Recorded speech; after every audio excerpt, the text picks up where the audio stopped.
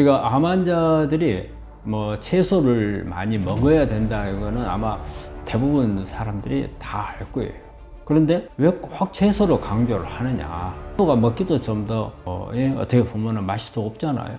그럼에도 불구하고 그렇지 않아도 암 환자들 입맛도 없는데 맨날 채소 먹으라 하는데 왜 채소냐? 제가 여기 몇 가지만 설명을 하면은. 독자님이 댓글로 남겨주신 질문입니다. 마늘 편으로 어떻게 먹나요? 마늘은 이제 우리가 편마늘을 먹어라 아니면 으깨서 먹어라 이런 말을 하거든요. 그 이제 통마늘을 먹지 말라는 거예요.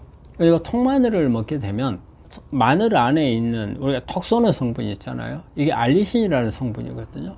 근데 이게 통마늘 속에 있을 때는 알린이라는 성분으로 있어요. 근데 이거는 항암 작용이 없어요. 항산화 작용도 없어요. 공기하고 이렇게 접촉을 하잖아요. 그러면 알리나제라는 효소가 알린을 알리신으로 바꿔줘요. 그래서 알리신으로 바뀌어야만이 마늘이 가지고 있는 유효 항암 작용을 할 수가 있어요. 그래서 우리가 그러면 공기하고 접촉하기 위한 방법이 뭐예요? 바로 편마늘. 우리 고기 구워 먹을 때 이렇게 마늘을 몇 조각 내 가지고 먹잖아요. 이런 거라든지 아니면 우리가 뭐 김치 담을 때라든지 이럴 때 보면 마늘 으깨잖아요. 그게 어떻게 보면은 우리가 아주 과학적인 방법을 우리도 모르는 사이에 거기에 적용이 돼 있는 그런 부분이에요. 그래서 편마늘이라고 하는 것은 잘게 썬 마늘을 말합니다. 그래서 그렇게 드시면은 충분하게 우리가 알리시는. 그래서 이 편을 낼 때도 그래요. 이 여러 조각을 내는 게 좋다는 겁니다. 마늘 하나를 가지고 뭐 두세 조각 내는 것보다는 한 대여섯 조각을 아주 얇게. 그래서 얇게 하는 만큼 공기하고 접촉이 많아서 알리신 생산이 많아진다고 합니다. 그래서 편마늘을 낼 때는 얇게, 그리고 편이라 하는 것은 이렇게 잘라서 하는 것을 말합니다. 암 환자 채소 섭취가 중요한 이유가 있나요? 우리가 암 환자들이 뭐 채소를 많이 먹어야 된다 이거는 아마 대부분 사람들이 다 알 거예요. 그런데 왜 꼭 채소로 강조를 하느냐? 우리가 어떻게 보면은 칼로리라든지 영양분은 단백질, 우리가 잘 먹어야 된다 할 때 단백질 이런 부분들은 거기에 오히려 많다 생각을 하잖아요. 그런데 저희가 채소를 강조를 많이 하죠. 채소가 먹기도 좀 더 어떻게 보면 맛이 더 없잖아요. 그럼에도 불구하고 그렇지 않아도 암 환자들 입맛도 없는데 맨날 채소 먹으라 하는데 왜 채소냐? 제가 여기 몇 가지만 설명을 하면 채소 속에는 사실은 중요한 게 영양 칼로리는 채소가 별로 없죠. 하지만 우리 이 영양분을 제대로 태울 수 있는 영양소가 채소에 많아요.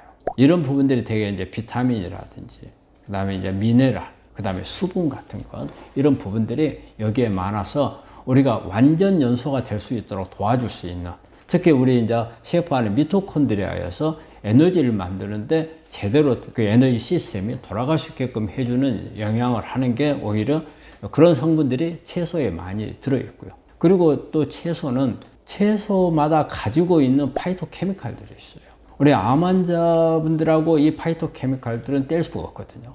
이 파이토케미칼은 무슨 작용을 하느냐?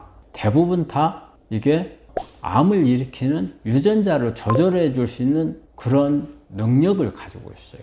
대개 안에 보면은 여러 가지, 제가 한번 몇 가지만 나열해 보면은 우리 채소 속에 있는 게 뭐 레스베라트로라든지, 그 다음에 뭐 케르세친이라든지, 뭐 피세친, 그 다음에 녹차 속에 있는 뭐 EGCG라든지, 뭐 피페린이라든지, 뭐 이런 다양한 성분들이 있거든요.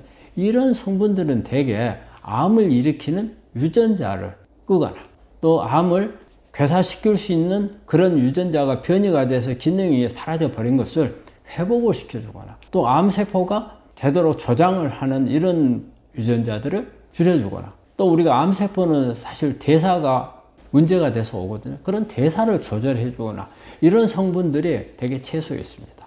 육식에는 그런 성분들이 거의 없어요. 그래서 이제 그런 부분들이 도움이 되고, 그리고 채소 안에 있는 미네랄들은 대개 우리가 이제 알칼리성 미네랄이 많아요. 칼륨이나 칼슘, 마그네슘.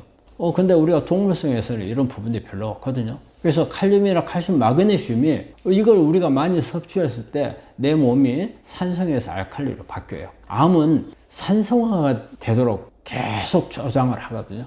우리가 포도당을 이용해서 대사를 하는 과정에서 산성 물질을 젖산을 많이 만들어내요. 그래서 젖산을 많이 만들어내기 때문에 우리가 암세포가 크지 못하도록 하려면 이 알칼리로 바꾸게 되면 암세포가 성장도 늦어지고 그 다음에 여러 가지 전이가 된다거나 이런 부분들이 잘 안 되게 되죠. 그래서 어떻게 해서든지 알칼리로 바꿔야 되는데 우리가 그 바꿀 수 있는 가장 좋은 방법은 일단 이런 미네랄이 많이 들어있는 식품을 먹어야 되는데 이 미네랄이 많이 들어있는 식품이 바로 채소예요. 그리고 또 하나 중요한 부분은 우리 채소 속에 들어있는 이 식이섬유는 우리 장에서 분해가 돼서 좋은 우리 몸에 암을 억제해 줄 수 있는 이런 물질들을 생산하는 재료가 돼요. 그리고 또 마찬가지로 이런 식이섬유는 발암물질들이 장 안에 있는 발암물질들을 변으로 빨리 끌고 나가서 제거를 해주는 역할을 하고 또 장 점막을 좋게 만들어서 면역을 끌어올려 주기도 하고 그래서 그런 역할들을 하죠. 그래서 우리가 채식은 그런 다양한 암을 억제하고 우리가 암을 관리하는 데 있어서 우리 몸에 유익하게 만들어주는 기능들이 많은 반면에 육류는 단순한 칼로리밖에 없어요. 오히려 그 안에 있는 성분들이 오히려 암을 더 성장하도록 조장시켜주는 성분들이 오히려 더 많을 수밖에 없거든요. 그래서 가능한 한 육류보다는 우리가 채식을 많이 하라 그렇게 권하는 겁니다. 암 환자 채소 과일 얼마나 먹으면 좋을까요? 우리가 뭐 정확한 데이터로 나와 있는 건 아닌데 보통 우리가 식이섬유가 하루에 필요한 양이 한 40g 정도 필요한 거로 돼 있어요. 그러면 식이섬유가 40g이면 우리가 채식으로 따질 때 한 400g 정도를 계산하면 돼요. 10분의 1 정도. 그러면은 우리가 40g이 필요하면 역으로 400g. 채식으로 해서 400g 정도 먹었다. 그러면 우리가 한 40g 정도의 채식을 먹는 그런 개념이 돼요. 그래서 하루에 한 400g 정도를 먹어야 되는데 참 400g 먹기가 그렇게 쉽지는 않습니다. 그렇기 때문에 여러분들이 여러 가지 방법으로 먹을 수가 있어요. 우리가 음식을 먹으면서 야채 쌈을 한다든지 그냥 뭐 샐러드로 먹는다든지 아니면 이렇게 발효한 김치라든지 뭐 깍두기라든지 뭐 이런 음식을 통해서 먹는 방법 이런 방법도 있고 근데 그런 방법만 가지고 부족할 경우가 있어요. 그럴 때는 이런 부분들을 동결 건조하거나 아니면 이렇게 잘게 썰어서 즉 나노 분해 같은 걸 해서 적은 양을 먹고도 많은 식이섬유의 효과를 낼 수 있는 이런 방법들을 만들어 놓은 게 있어요. 또 이런 부분들도 이용을 할 수 있는 거고 그래서 어떻게 해서든지 최소한 한 40g 이상의 식이섬유를 먹을 수 있는 방법들을 나름대로 찾는 게 암을 치료하고 암을 예방을 하거나 또 암에 관해된 상태에서 재발 전이가 안 되도록 하는 그런 예방법을 하고자 하는 분들한테는 이런 부분들이 아주 권장되고 또 마찬가지로 치료를 하고 있는 분들도 다 마찬가지입니다. 그래서 그걸 기준으로 하시면 되겠습니다. 채소 과일을 싫어하는 암 환자라면 어떻게 해야 할까요? 채식을 좋아하지 않는 분들이 의외로 많아요. 그리고 또 특히 젊은 층일수록 더 많고. 근데 암이라는 것 자체가 암보다 더 우리 건강에 있어서 우리를 위협할 수 있는 더 이상 없잖아요. 그러면 내가 아무리 먹기가 싫더라도 습관을 들여야죠. 우리가 채식이 사실 보면은 맛이 별로 그렇게 없는 편이에요. 근데 우리가 음식 중에서 우리가 사람이 동물이잖아요. 동물이다 보니까 우리가 동물인데 우리가 육식을 하고 채식을 하는 데 있어서 육식을 하는 것에 우리가 좋아하는 부분이 있어요. 그 부분은 대개 동물성 단백질이에요. 이 동물성 단백질들이 식물에는 없는 거예요.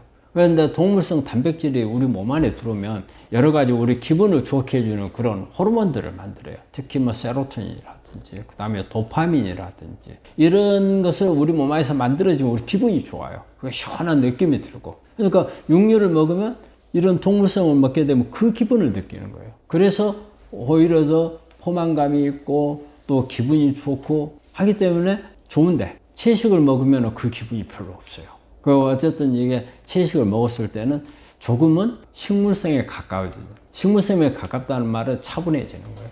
동물성을 좋아하는 사람들은 액티브해져요. 식물성을 좋아하는 사람은 차분해지고 대신에 동물성을 좋아하는 사람은 공격적인 성향을 많이 갖죠. 그 다음에 식물성인 사람들은 어때요? 예민해져요. 민감해져. 그런 특성이 있는데 그러다 보니까 우리가 채식을 많이 하면은 뭔가가 부족한 것 같고 힘이 없는 것 같고 또 먹기가 싫고 그런 부분이 있는데 내가 암을 가졌다는 게 가장 큰 명제예요. 그럴 때는 내가 어느 게 좋은 건가. 그래서 채식을 가미해서 내가 정말 육식을 끊지 못한다 했을 때는 육식을 어떻게 보면 생선이나 조류나 이런 쪽으로 좀 바꾸는 것도 좋고 여기에다 채식을 가미하고 만약에 더 좋다면 채식을 조금 더 육식보다 더 많게 하는 거.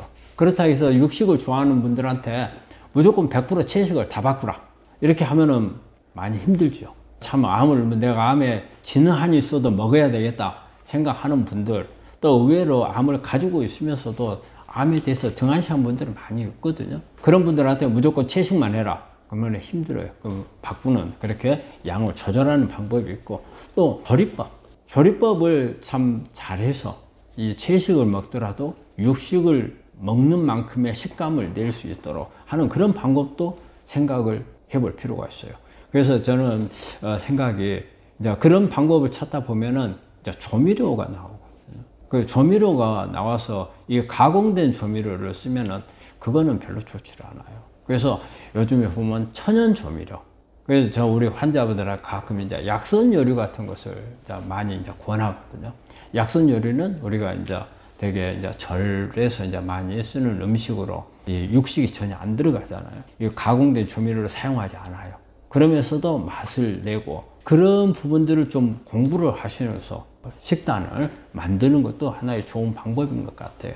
그리고 또 하나는 어쨌든 내가 암을 치료해야 된다. 그러면 뭐가 좋은가 판단을 하고 조금 힘들더라도 내가 치료하고 있는 동안에 이걸 극복하기 위해서는 노력을 한다는 생각으로 그런 쪽으로 바꾸는 게 좋을 거라고 생각을 합니다. 항암 중에 식사가 어렵다면 어떻게 해야 할까요? 항암을 하고 있는 동안에는 우리가 일반적인 때하고는 달라요. 항암을 하게 되면 항암 자체로 해서 뭐 오심부토도 나오고 그 위장 손상이라든지 이런 부분 때문에 위장 장애 같은 거 와서 음식을 소화를 제대로 못 시키고 그러는 게 많죠. 그리고 입맛이 또 없어져요. 미각이 상실되거나 미각이 감각 이상으로 바뀌어버리는 이런 게 있거든요. 뭐 바뀐 입맛에 따라서 선호도가 있어요. 어떤 사람들은 평소 때 아주 싱겁게 먹던 사람들이 아주 짠 것을 그 다음에 매운 것을 원하는 사람들도 있어요. 반면에 평소에 짭고 매운 것을 좋아했는데 오히려 항암하는 동안에 그냥 싱거운 것을 찾는 이런 사람들도 있고 그래서 이제 그런 부분에 맞춰가야 되지만 일반적인 개념으로 이렇게 보자면 되게 항암하고 있는 동안에는 부드러운 음식이 좋아요. 그래서 가능한 익혀서 먹고 야채라든지 이런 것도 익혀서 먹으면 부드러워지거든요. 그래서 이제 부드럽게 만드는 이런 방법. 그리고 우리가 이제 평소 때 먹는 밥을 먹으려면 사실 먹기가 힘든 경우가 많아. 또 우리 항암할 때 우리 암 환자분들이 현미라든지 이런 부분들을 많이 먹으라 하잖아요. 근데 항암하고 있는 동안에 그런 부분들을 하기가 힘들어요. 그럴 때는 어떤 뭐 죽이라든지 아니면 아주 심할 때는 미음이라든지 그리고 누룽지 같은 것도 좋아요. 그래서 먹기 좋은 부드럽게 이런 방법들을 좀 하는 게 좋고 그 다음에 한꺼번에 많이 먹으면 여러 더 힘들어요. 오히려 토하기 쉽고 그 다음에 구역질 나서 먹지 못하는 경우도 많고 그럴 때는 조금씩 여러 차례 나눠서 먹는 방법을 택하기도 하고 그리고 중간중간에 물을 좀 섭취를 근데 이때 물을 마실 때도 너무 뜨겁거나 너무 차면은 자극성이 돼가지고 오히려 안 좋을 수가 있어요. 그렇기 때문에 이때는 물은 되게 이제 미지근한 물을 많이 이제 마시는 게 가장 좋은 방법이고 또 우리가 이런 항암하는 동안에는 여러 부작용이 있는데 이런 부작용들을 줄여줄 수 있는 게 보면은 음료로서 보면은 우리 생강차 같은 거. 생강차 같은 경우는 음료도 되지만 우리가 오심부토를 막아주는 그런 진정시켜주는 효과가 있고요. 생강차가 또 염증도 줄이고 내가 또 항암 작용도 있거든요. 우리 페퍼민트라든지 그래서 이런 부분들 자기가 좋아하는 향을 낼 수 있는 이런 부분들도 조금 하면은 어떤 분위기도 좀 바꿔주고 또 풍미감도 느끼게 해줄 수 있는 이런 부분들 그리고 이때 보면은 뭐 오트밀이라든지 그다음에 히포크라테 수육이라든지 이런 복합 이렇게 탄수화물을 가지고 만든 이런 부분들을 하고 그 다음에 매 끼니마다 조금씩 음식을 바꿔주는 게 좋아요. 그렇지 않아도 입맛이 없어서 못 먹는 사람한테 똑같은 음식을 계속 주게 되면 더 힘들거든요. 그런 부분들을 조심하면 항암을 하는 동안에 식이요법으로는 도움이 되리라고 생각합니다. 구독자님이 댓글로 남겨주신 질문입니다. 우리 다리님께서 보내주신 글이네요. 감사합니다. 건강한 사람도 어르신 있는 집은 이렇게 먹으면 건강식일 것 같아요. 그래서 현미, 귀리, 보리, 백미 이걸 슬쩍 갈아서 무, 배추, 마늘, 부추 넣고 끓여 먹고 있어요. 백미는 뺄까요? 이분은 뭐 암 환자분이 아닌 것 같은데 사실 이거 뭐 나이 드신 어르신 같으면 귀리라든지 보리, 뭐 백미 갈아서 넣고 그다음에 여기다가 무, 배추, 마늘, 부추 이런 부분들을 넣는다면 상당히 건강식은 될 것 같아요. 근데 우리가 일단은 뭐 백미를 많은 양이 들어갈 경우에는 모르겠지만 조금 들어간 건 상관없고요. 근데 이제 우리가 백미가 좀 안 들어가면 사실 너무 거칠어서 특히 이제 나이 드신 분들은 잘 드시지를 못할 수가 있거든요. 그래서 꼭 백미를 좀 줄이고 싶다면 저는 여기에 보면은 상당히 거친 것들이 많거든요. 현미도 좀 거칠고요. 그 다음에 귀리도 거칠고 보리도 약간 거칠거든요. 이런 부분들을 조금 줄이고 좀 부드러우면서 잡곡을 저는 하는 것도 좋을 거라고 생각을 해요. 콩이라든지 또 그 여러 가지 야채 같은 것도 좀 넣고 그 다음에 잡곡 있잖아요. 조수수 같은 거 이런 부분들을 좀 같이 첨가를 한다면 현미나 이런 거친 것도 좀 줄일 수가 있고 그 다음에 백미도 좀 줄일 수 있을 것 같아요. 그래서 무조건 뭐 백미를 무조건 뺀다 그런 것보다는 그렇게 조절하는 게 오히려 우리 환자분한테 도움이 될 거라고 생각해요. 아무리 건강한 거라도 드시지를 못하면 아무 소용이 없거든요. 그래서 약간은 드실 수 있는 것을 만들어 드리는 게 좋다고 생각을 합니다. 구독자님께서 댓글로 남겨주신 질문입니다.